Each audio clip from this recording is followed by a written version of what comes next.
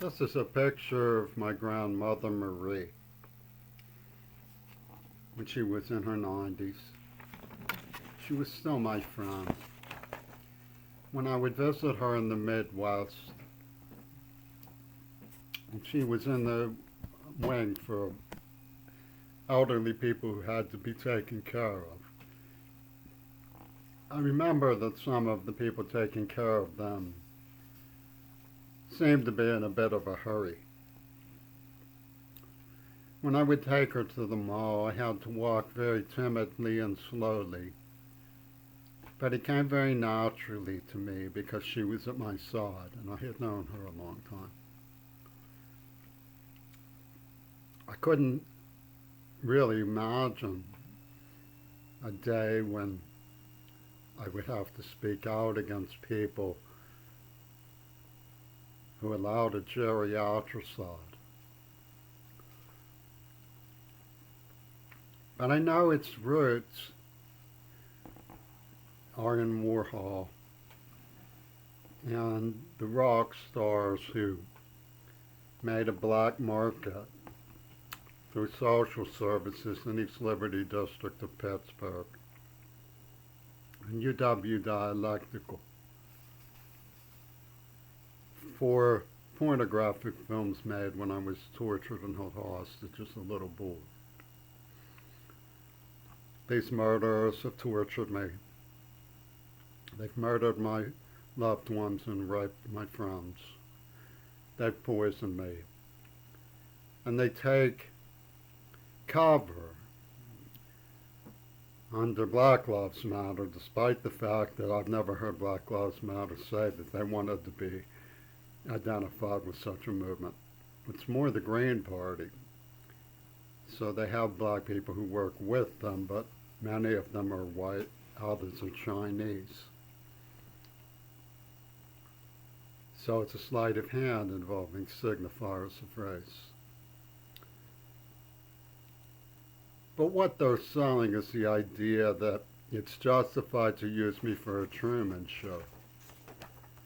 And the way they went about it was to script something that I didn't know anything about. Say it took place even though there's evidence that it didn't. And then accuse me of being guilty of evidence of things unseen. The big perpetrator in this covered for John Schulman, who was arrested for book theft. And his name was Louis Laffin. He used to give talks over by Schulman's house at the Frick Center. Laffin is a world famous charlatan who had a personal hatred for me, set the whole thing up to tell this Truman story behind my back, which they kept behind my back by making me deaf, making me so afraid of them that I tried to avoid them. I would never go to school. I was so afraid to go to school because they circled the schools and kidnapped me and tortured me. I gave up on school and the union closed ranks to make sure I never learned sign language, so I couldn't go to school. And all of this was done for pedophiles who made pornographic films of me for people like Penis Gabriel, who's pulling this off. In the legend of Mark David Chapman, they say that he yelled, "Hey John," which is a line from The Lamb Lies Down on Broadway. So it's clear that there was an overdubbing going on. One of the people who was there was Sean Strutt. This wouldn't be mysterious to anybody who saw how I looked into it, because I wasn't aware of anything about John Lennon. I was a medical library clerk and was suspicious about AIDS. I didn't know they had used a nerve agent on me yet. It was percolating beneath the surface. They've never let me get well. I mean, I look at disaster because of the way they poisoned me and tortured me. It sabotaged recovery every step of the way. And they called this building faith in public medicine. They're doing it from the clinics, from the recovery center. So the overdubbing is clear, but so is the fact that Sean Strutt was there with Mark Chapman. Now, Most people believe, oh, Sean Lennon was shot by Mark Chapman, blah, blah, blah, blah, blah, blah, blah, blah. Sean Straub just witnessed it. He was the first person to talk to the media. But the truth is much stranger.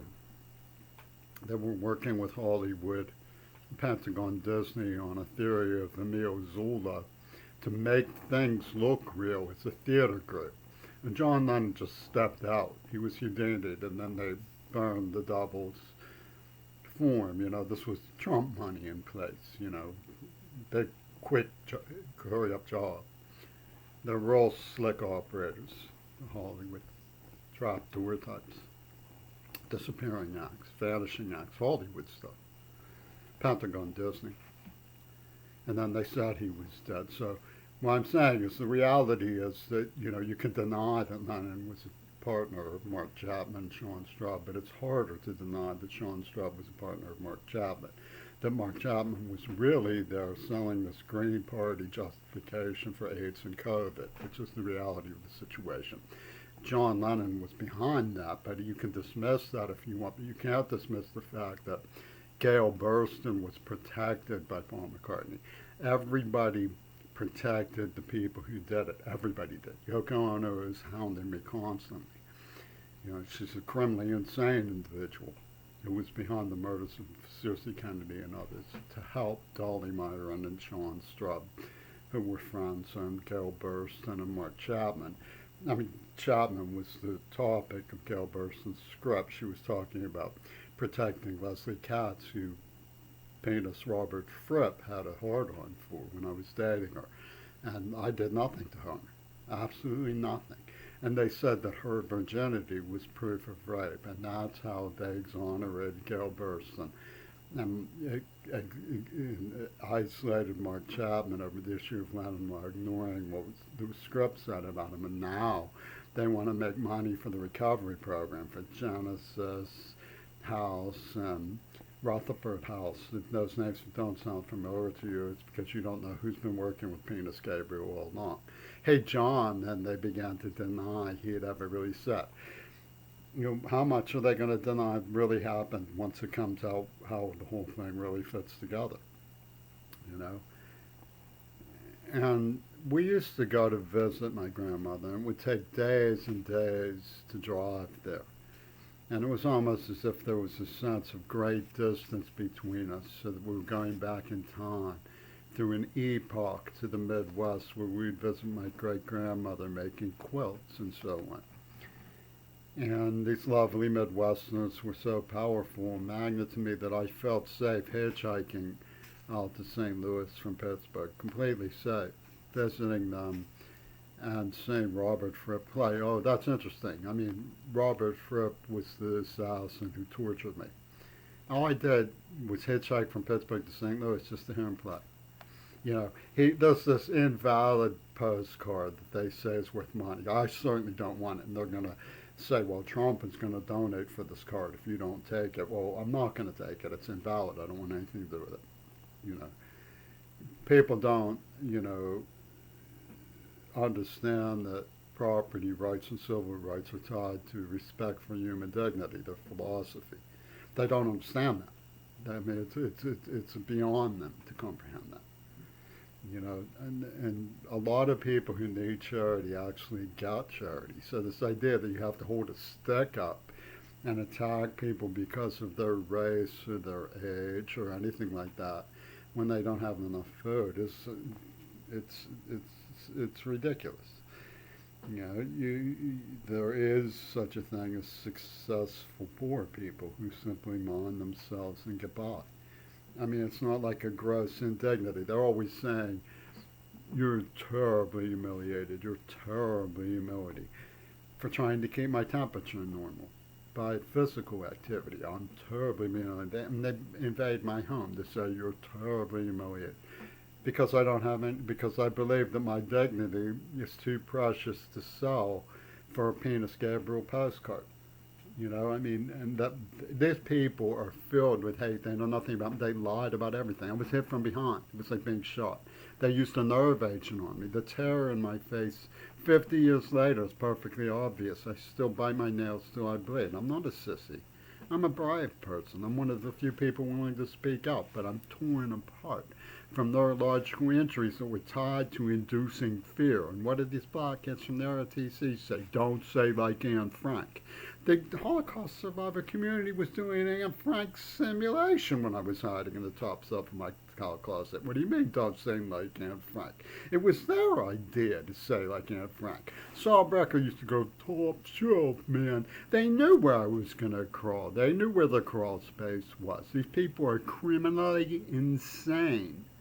They did this whole thing, and we're allowed to do this whole thing because worse things have happened, man. Pittsburgh is foul play. Warhol is foul play. Cuomo, get a life. I want to show you my grandmother one more time and remind you that this woman knew me and was my friend.